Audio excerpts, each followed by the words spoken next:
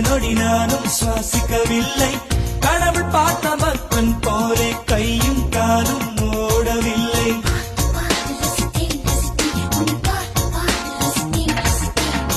தேவதையும் பேருந்தில் வருமா, கனவா நனவா தோன்றவும் இல்லை.